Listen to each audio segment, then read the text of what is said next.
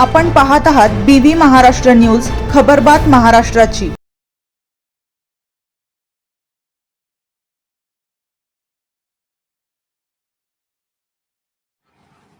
अजितदादांच्या निधनाने राज्याचे व बीडचे अपरिमित नुकसान, बाळासाहेब देशमुख यांचे प्रतिपादन।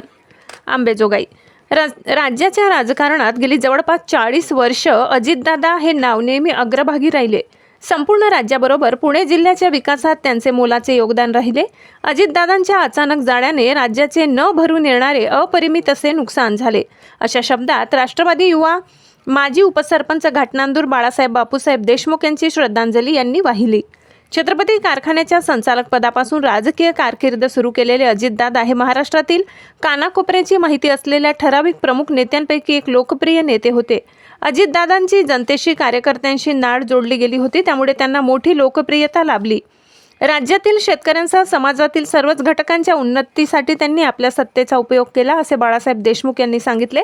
त्यांना राज्यातील ग्रामीण व शहरी भागातील प्रत्येक विषयाची सखोल अशी जाण होती। निर्णय क्षमता, प्रशासकीय अनुभव, जनतेच्या प्रश्नांचे ज्ञान यामुळे त्यांच्या कामाची तडप राज्याने नेहमीच अनुभवली।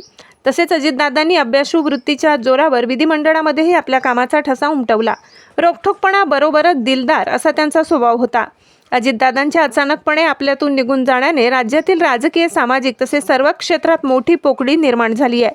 त्यांच्याकडे विकासाचे व्हिजन होते, त्यामुळे राज्यामध्ये सर्वसामान्य जनतेच्या विकासाच्या अनेक योजना साकारल्या गेल्या।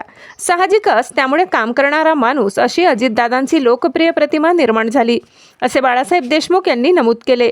तसेच गावकरी मंडळ यांनी घाटनांदूर येथे शोकसभा, आदरांजली, घाटनांदूर वासियांच्या तसेच सर्व राजकीय पक्षांच्या वतीने त्यांना भावपूर्ण श्रद्धांजली वाहण्यासाठी शोक स्थळ छत्रपती शिवाजी महाराज चौक, बस स्टँड, घाटनांदूर येथे ठीक सायंकाळी 5 वाजता अर्पण करण्यात येणार आहे।